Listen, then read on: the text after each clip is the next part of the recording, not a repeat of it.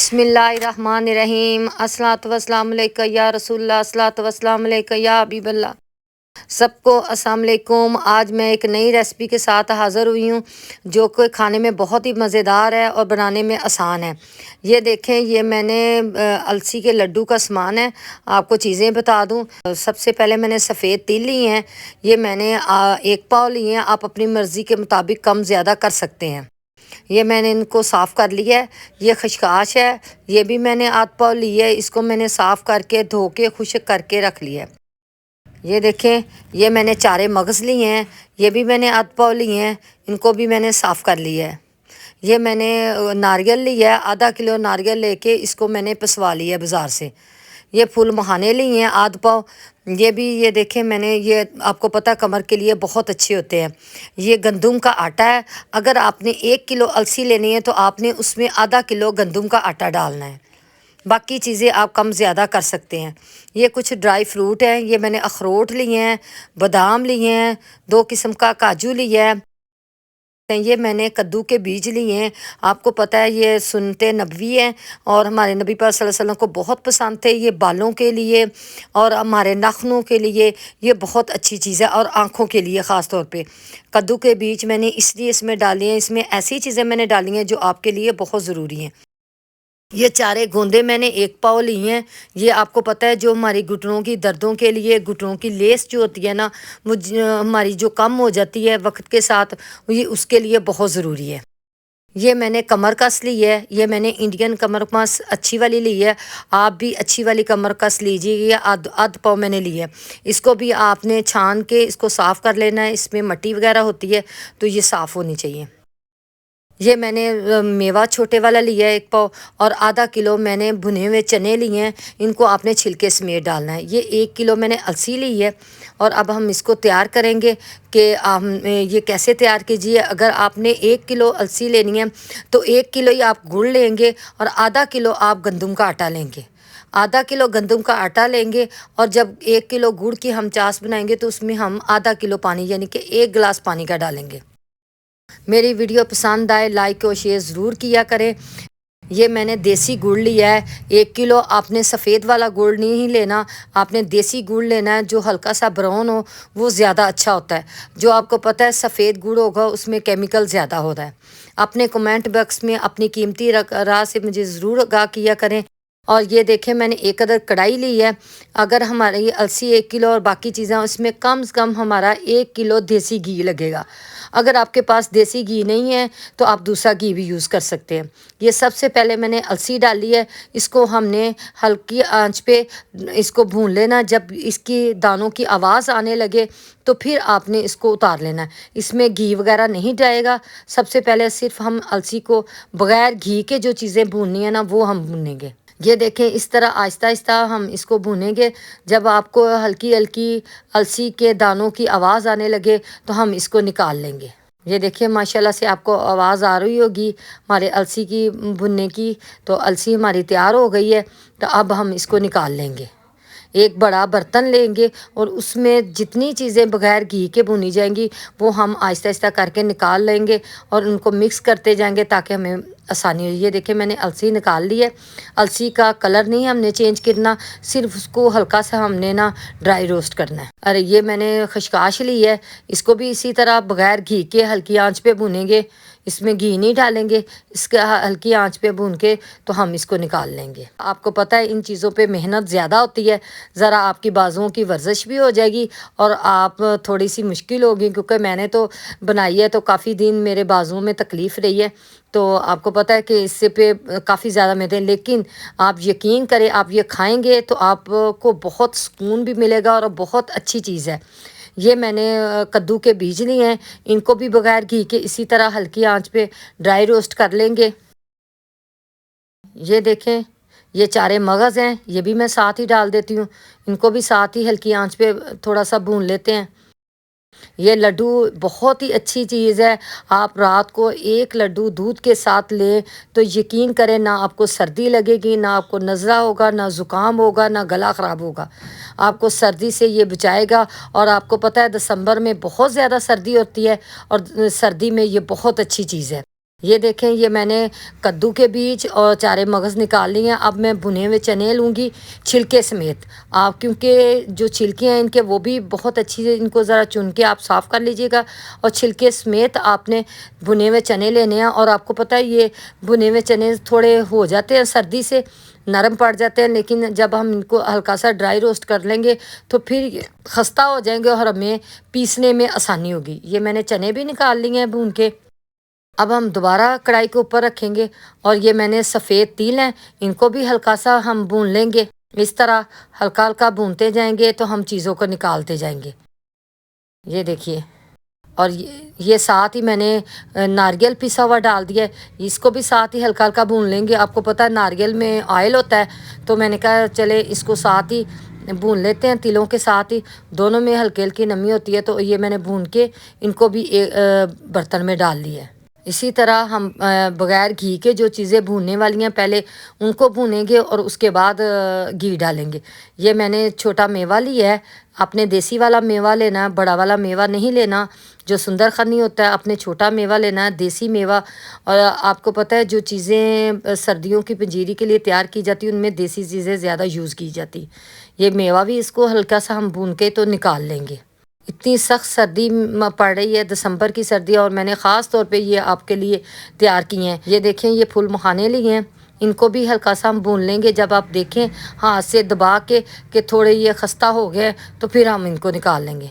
आँच आपने तेज़ नहीं करनी, आँच आपने हल्की आँच पे ही इन तमाम चीज़ों को हल्की आँच पे हमने भूनना है। ये देखें, इस तरह मैंने दबा के देख लिया है और ये देखें ये खस्ता हो गए, तो अब मैं इनको निकाल लूँगी। मेरी वीडियो को ध्यान से और गौर से देखा करें ताकि आपको बनाने में आसानी हो और मुझसे बेहतर तरीके से आप ये चीज़ बना सकें। अब मैं देसी घी डाल रही हूँ। घी ज़रा आपने ज़्यादा डालना है क्योंकि इसमें 1 किलो तक घी लग जाता है। आपने अपनी चीज़ों के हिसाब से घी ज़्यादा डालना है। घी डाल के जब हमारा घी गर्म हो जाएगा तो फिर हम इसमें पहले गूंदें डालेंगे। और आपको पता है गोंदों में भी थोड़ा घी में डिप हो तो ये फिर फ्राई होती हैं थोड़ी थोड़ी करके, क्योंकि गोंदे हमारी थोड़ी सी ज़्यादा हैं तो थोड़ी थोड़ी करके डालेंगे। जब ये हल्की हल्की फूल जाएंगी तो फिर हम इसको निकालते जाएंगे। इस तरह आधी एक दफ़ा डालूँगी मैं और आधी एक दफ़ा डालूँगी। ये आप बना के रखें और पूरी सर्दियां आप आराम से खाएंगे और आपकी यकीन करें आपकी सर्दियां सुकून से गुजरेंगी। किसी किस्म की दर्दें और आपको नज़ला ज़ुकाम खांसी से ये चीज़ें बचाई रखेंगी। इसमें मैंने ऐसी चीज़ें डाली हैं जो आपके लिए बहुत फ़ायदेमंद है। ये देखिए माशाल्लाह हमारा घी सारा पिघल गया। अब हमारी गूंदें अच्छे तरीके से तैयार हो जाएंगी। ये बाकी की भी मैंने गूंदें डाल दी हैं और मैंने इसीलिए घी ज़्यादा डाला है ताकि हमारी गूंदें अच्छे तरीके से तैयार हो जाए। ये जब आप देखें कि हमारी गूंदें फूल गई हैं, ये देखें माशाल्लाह से फूल रही हैं, जैसे सारी तैयार इसी तरह हो जाएंगी। ये देखें, इसको हाथ से आप दबा के देखें बिल्कुल नरम हो गई हैं। तो इसी तरह तमाम गूंदें तैयार हो जाएँ तो हम इनको निकाल लेंगे। इस तरह ये देखें माशाल्लाह से मेरी तमाम गूंदें तैयार हो गई हैं और एक अदद मैंने जाली ली है, उससे मैं इनको तमाम को इनको अलहदा प्याले में निकालना है क्योंकि इनमें आपको पता है घी होता है। तो ये जब हम पीसते हैं ना तो फिर थोड़ी सी आपको पता है घी वाली हैं तो फिर थोड़ी सी मुश्किल होती है, तो इसलिए आपने गूंदों को अलहदा निकालना है तो फिर हम इनको भुनेंगे। ये देखें, ये कमरकस है, बाकी के घी में मैंने कमरकस फ्राई कर ली है। इसको भी आपने जब खुशबू आने लगे ज़्यादा, और किसी भी चीज़ को आपने ज़्यादा नहीं भूनना, हल्की आंच पे भूनें। और ये देखें जब इसका हल्का सा कलर चेंज हो गया तो मैं इसको निकाल लूँगी। इस तरह ये कमरकस भी मैंने उसके साथ ही डाल दिया, बाकी चीज़ों के साथ तमाम चीज़ों के साथ ही डाल दी ताकि मुझे पीसने में आसानी हो। ये तमाम मेरे ड्राई फ्रूट है, ये मैंने डालूँगी। ये बादाम है, काजू है, अखरोट है, इनको इसी कढ़ाई में मैं जो हल्की सी आपको पता है चिकनाई लगी हुई है इसी में इनको मैं हल्का सा भून लूँगी ताकि ये तमाम अच्छे तरीके से थोड़े से खस्ता हो जाए और हमें पीसने में आसानी हो। ये देखें, इनको भी करके मैं निकाल लूँगी। इस तरह तमाम चीज़ें निकाल लेंगे। अब मैंने आधा किलो पानी डाला है और 1 किलो हमारा गुड़ है। मुझे थोड़ा सा कम लग रहा तो मैंने सिर्फ 1.5 गिलास पानी का डाला है। तो आपने एक मेरा क्योंकि चीज़ें ज़्यादा है तो आप देख लीजिएगा, कोई गुड़ को आपको तोड़ने की ज़रूरत नहीं है, कोई कुछ करने की ज़रूरत नहीं, क्योंकि ये दूसरी गुड़ की जो होते हैं पीस, ये छोटे छोटे होते हैं।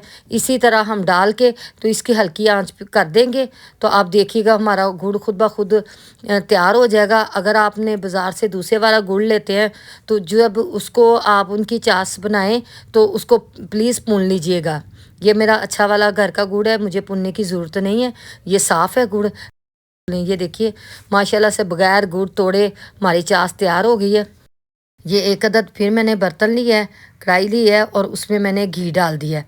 घी मैंने ज़्यादा डाला है क्योंकि हमने आटा भूनना है, और आपको पता है गंदम के आटे में ज़्यादा घी डाला जाता है। इस तरह मैंने तकरीबन, अगर मेरा आधा किलो आटा है तो मैंने 3 पाव घी डाला है, क्योंकि इस घी ज़्यादा होगा तो हमारा आटा अच्छे तरीके से भुन जाएगा, क्योंकि दूसरी चीज़ों में हमने घी नहीं डाला। जब हमने गंदम के आटे में सारा घी डालना है तो फिर इसीलिए मैंने फिर इसी में घी सारा डाल के को अच्छी तरह से भून लिया, क्योंकि इसमें घी ज़्यादा होगा तो फिर हमारे लड्डू अच्छे बनेंगे। दूसरी चीज़ों को हमने खुश्की रहने देना ताकि हमें पीसने में आसानी। ये देखें माशाल्लाह से कितना प्यारा कलर हमारे गंदम के आटे को हो गया। आपने इसी तरह इसको भूनना है। इसका जब कलर चेंज हो, हल्का हल्का पिंक कलर हो, तो फिर आपने चूल्हा बंद करना है। ये देखिए हमारा आटा भुन रहा है। कम से कम मुझे 20 से 25 मिनट लग गए थे सिर्फ हल्की आंच पे आटे को भूनते हुए। ये देखिए माशाल्लाह से हमारा घी पिघल गया। अब आप देखें कि हमारा आटा जो है वो भी हो गया बिल्कुल। ये देखें बिल्कुल पतला भी हो गया। और अब मैं तमाम चीज़ें इसमें मिक्स कर दूँगी। जो बाकी चीज़ें मैंने तमाम चीज़ें पीस ली थी, ये सारे चीज़ें मैंने पीस के तो अब इसी आटे में मिक्स कर दूँगी इनको अच्छे तरीके से। ये देखें इस तरह हमारे तमाम जो मिक्सचर है उसमें घी भी हो जाएगा मिक्स, और हमारा आटा भी मिक्स हो जाएगा। इसको अच्छे तरीके से खुले मुंह का बर्तन ले और उसमें अच्छे तरीके से आप इसको मिक्स करें। इस तरह बिल्कुल आपने ना अच्छे तरीके से मिक्स करना है। मैंने ग्राइंडर मशीन के जग में इस तमाम चीज़ें पीस ली थी। आपको अगर आसानी हो तो घर में आप पीस ले, वरना आप बाज़ार से छोटी मशीनें होती हैं वहाँ पे पीस देते हैं आसानी से। अब हम इसके अंदर चाश डालेंगे, तमाम जो गुड़ की हमने पका के रखी है इस तरह डाल के, तो फिर इन तमाम चीज़ों को हम मिक्स करेंगे दोबारा। इस तरह हमारी मिक्स हो अच्छी तरह, जितना अच्छी तरह मिक्स करेंगे हमारे लड्डू उतने ही अच्छे बनेंगे और तमाम चीज़ें आपस में यकजान हो जाएंगी। थोड़ा आपका टाइम ज़्यादा लगेगा और यकीन करें आपकी सर्दियों की बहुत अच्छी रेसिपी बन के तैयार होगी, और आप लड्डू खाएंगे तो याद करेंगे कि हमारी कितने अच्छे लड्डू तैयार। ये देखिए गरम गरम, आपने हल्का गरम हो तो गरम किए, आपको पता है लड्डू अच्छे तरीके से बन जाते हैं। इस तरह लें और गरम गरम आहिस्ता आहिस्ता आपने आराम आराम से दबाते जाएं और बहुत अच्छे लड्डू तैयार हो जाएंगे। क्योंकि गरम गरम के लड्डू अच्छे तैयार होते हैं। जब ये ठंडे होंगे तो आप देखिएगा ये खुद ब खुद थोड़ा हल्के से सख्त हो जाएंगे, लेकिन ऊपर से सख्त होंगे, अंदर से नहायत नरम और सॉफ्ट लड्डू बन के तैयार होंगे। मेरे माशाल्लाह से काफ़ी ज़्यादा लड्डू तैयार हो गए थे। मैंने बच्चों के लिए सर्दियों के लिए तैयार करके रख लिए। चने बच्चे आपको पता है वैसे तो कुछ खाते नहीं, इस तरह लड्डू बने हों तो पकड़ के एक एक खा लेते हैं। मैंने साथ में दूसरे बच्चों को भी मिलाया है कि मैंने कहा मिल के बना लेते हैं, इस तरह जल्दी बन जाएंगे। और ये देखें माशाल्लाह से कितने प्यारे हमारे लड्डू बने हैं, और अंदर से ये देखें बिल्कुल सॉफ्ट, आसानी से टूटने वाले। इसी तरह बनाइएगा। इसके साथ ही मुझे इजाज़त दें। अल्लाह हाफिज़। अपनी दुआओं में याद रखिएगा।